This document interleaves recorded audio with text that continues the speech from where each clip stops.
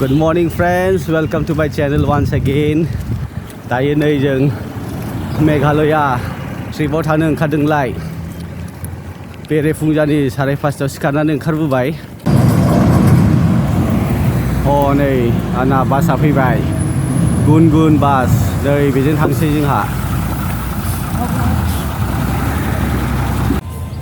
जोङो दा बासनिफ्राय ओंखारबाय, ओमफ्राय नेगासिनो लोगोखौ गारिजों लांफैनो। नै फैबायानो। दा नै जोंना फैबाय। स' जोंनि फार्दार जार्निया नैबे स्करपिय'जों थांनोसै जोङो दा मेघालया। राहुल लांफैबाय आरो नै जितु थ' सोद' बेगफ्रा सोद'।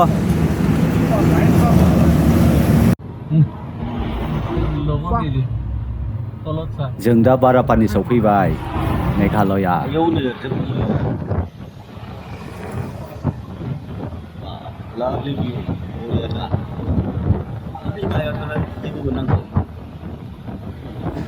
दसे लाखिदो, एसे लेकखौ नायलांसै फुख्रिखौ। नै दाना फैयै जोंहा सौफैबाय उमियाम लेक, दा फेमास लेक अफ बारापानि। शिलं थांनायनि सिगां मोनो बे जायगाखौ, नोंथांमोना मिन्थिखागौ जानो हागौ। आरो लेकआ जा गुवारथार, हथै नायदो। What a view! लामायावसो लाखिथ'नायखाय थांनाय जायासै। सोलाबबा बै गाहायाव थांनो हायो एक्चुअलि।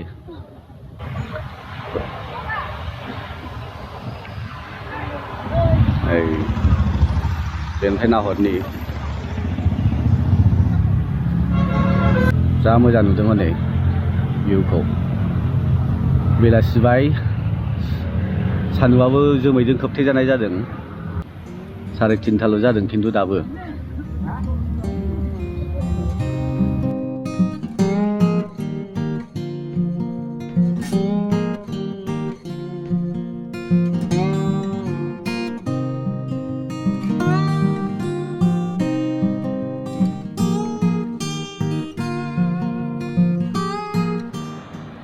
नै जोंना सेंग्राफ्रा फट' खेबलागासिनो। बयबो इन्सटाग्रामाव होगोन, इन्स्टा मुड, इन्स्टा पिक, इन्स्टा फट'ग्राफि। मोजां खेबनानै ला, ओमफ्राय आंनो हर दे काभार पिकचार लानो।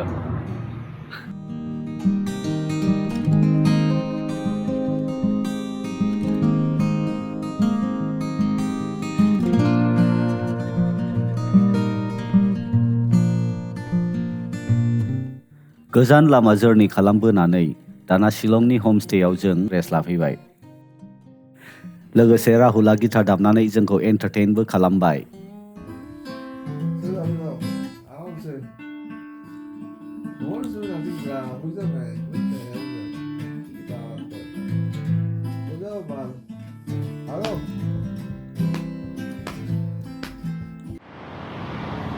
जोंहा दाना बेरायनो ओंखारलायबाय। बे जाहैबाय लाइ मोख्रा एरिया। बेनिफ्राय जों थांगासिनो दङ, मा होनदोंलाय? लाइटलुम ग्रेन्ड केनियननो मा दंथाय आं मिथिया, थांनानै नायनोसै। नोंथांमोनाबो नायलांदो। पेट्रल बांकआव थाव सोनो नागिरबाय एसे। गुड मर्निं लोगोफोर, नै जों दा शिलं टाउनाव दङ। लाइटलुम बेरायहैनोनो दा थांनानै नायनोसै माबायदि। देखायलांबाय थानोसै, नायलांबाय थादो।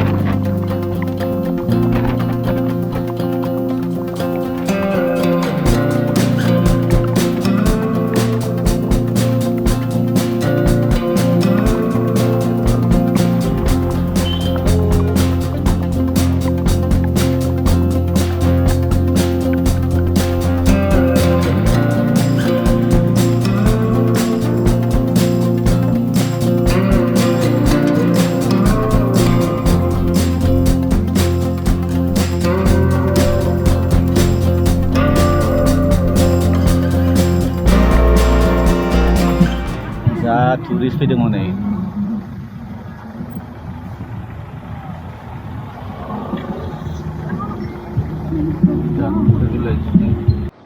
दाना जोङो सौफैबाय लाइटलुम जायगाखौ बिराद समायना नुथारदों आरो बे जायगाया फेमासनो रक अन पार्ट 2 बानायनायनि थाखाय गोदो रावबो फैयामोन जाहैदों द मोमेन्ट रक अन पार्ट 2 सिनेमा शुट खालामदों बेनि लग' नायदो टुरिस्टफ्रा नायदो नै गारि खि गारि चलो आगे बढ़ो मालाय हनै स्टाइलिश देलायनानै जाग्रा लोंग्रा मनायाव सोना लाना फैदों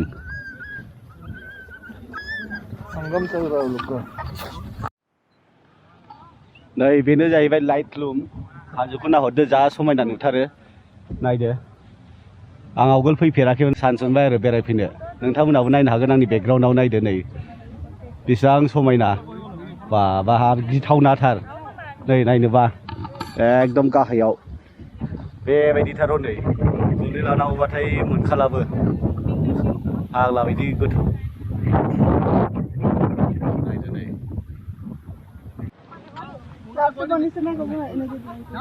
जा बरिया मोनफैबाय बेरायफैनानै नायदो दा इस्ट अफ स्कटलेण्ड होनना बुङो बेखौनो अमेजिं जोंना नर्थ इस्ट इण्डियाआवनो बेसेबां मोजां जायगा दं नायफैदो नोंथांमोनाबो फैनानै नायफैदो एक्सप्लर खालामफैदो जायगा बेरायबा बिराद गोजोननाय मोनो आंनाथ' फुरा लाइफ ट्राभेलिंआवनो आं आंनि लाइफखौ स्पेन्ड खालामजोबनो सानो आरो बेबायदि मोजां जायगा नुबाथ' आरो मा नांबावगौ नै दाना बिस्रा फट' शुट खालामगासिनो हनै बेकग्राउन्डआव আরে যোনটো ফটো লৈছো ন তো আলটিমেটলি তো 10টাৰ ভিতৰত এটা চুজ কৰিবি ন তো এটা আৰু मा दावराव जालायबाय थादों नोंसोरलाय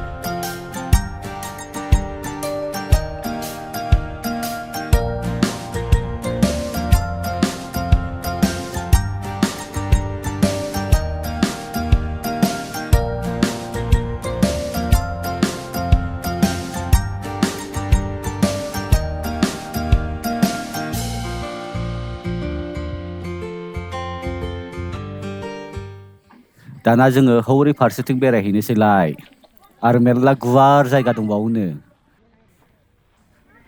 हनै मालाय गथ'फ्रा बल जोगासिनो भेलियाव जा बरियाखा हनै भेलियाबो एकदम लांदां गांसोल'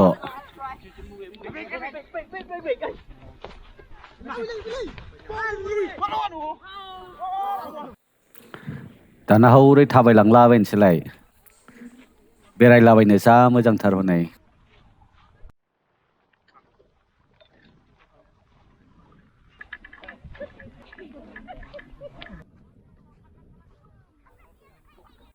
हनै मालाय सिख्लाफ्रा राहुलजों फट' खेबजालायदों बरियालै मालाय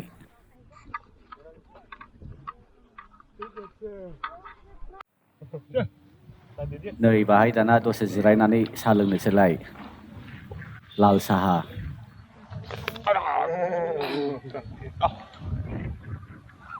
साहा लोंदो दाना लाइटलुमनि लाल सानो Cheers.